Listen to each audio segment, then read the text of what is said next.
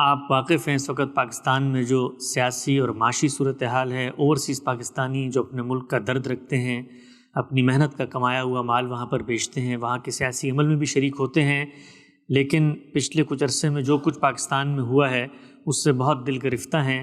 پوچھ رہے ہیں صاحب کہ کوئی 2-3 کام ایسے بتائیں کہ جس سے ہم اپنے ملک کا جو درد ہے اس کو محسوس کرتے ہوئے کچھ خدمت بھی کر سکیں، اور جو کچھ ہماری امیدیں اور جو کچھ ہماری توقعات تھیں اس کے برخلاف ہوا پاکستان میں، اس کے ساتھ اب ہم کیا کریں؟ 2 ہی کام ہیں جو ہمیشہ کرنے چاہیے اور وہی ہم ذرا کم تر کرتے ہیں۔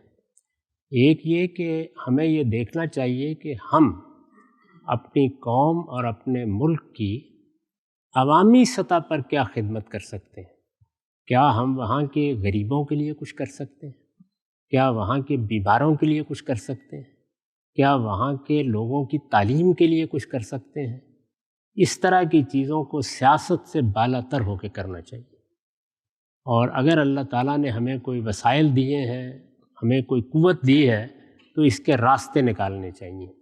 میں جانتا ہوں کہ اس میں بھی بڑی مشکلات ہیں، اس میں بھی حالات کی بڑی ناسازگاریاں ہیں، لیکن اگر لوگ ارادہ کر لیں تو ان کے لیے اللہ تعالیٰ راستے پیدا کر دیتا ہے۔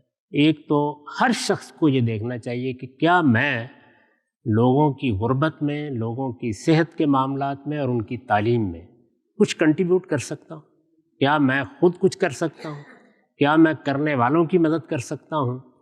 یہ سب سے بڑے مسئلے ہیں۔ ان کے لیے نہ حکومتوں کا انتظار کرنا چاہیے، نہ ان کی اچھائی اور برائی کا معاملہ دیکھنا چاہیے۔ کوشش کرنی چاہیے کہ جو کچھ بھی ہم کر سکتے ہیں، یہاں کر سکتے ہیں، وہاں کر سکتے ہیں، بلا واسطہ کر سکتے ہیں، بالواسطہ کر سکتے ہیں، کرتے رہیں۔ ایک چیز یہ ہے، اگر آپ یہ فیصلہ کر لیں گے کہ ان میں سے کوئی ایک کام ہمیں کرنا ہے، تو میں آپ سے عرض کرتا ہوں کہ آدھی مایوسی اس کے ساتھ ہی ختم ہو جائے گی۔ وہ کام آپ کو انوالو کرے گا، اس کے نتائج آپ دیکھیں گے، وہاں قطرہ قطرہ روز دریا بنتا ہے اور غیر معمولی نتائج نکلتے ہیں۔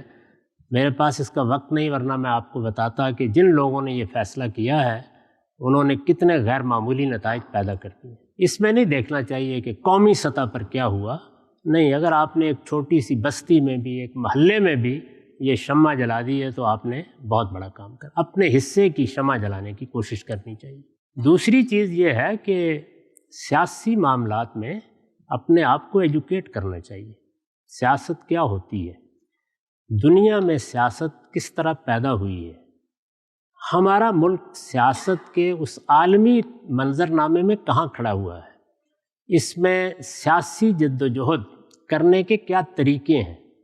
وہ کس طرح نتیجہ خیز ہوتی ہے؟ اس پر ایجوکیٹ کرنا چاہیے اپنے آپ کو، اس لیے کہ یہ ایک سائنس ہے، اور ہمارے ہاں سیاست کرنے والے، اس کے لیے اٹھنے والے، اس کے نعرے لگانے والے اس سے جاہل محض ہیں، بہت معذرت کے ساتھ۔ اس کا نتیجہ یہ ہے کہ وہ بخار چڑھا سکتے ہیں اور اترنے کے بعد رو سکتے ہیں، اس کے سوا کچھ نہیں کر سکتے۔ تو اپنے آپ کو ایجوکیٹ کریں۔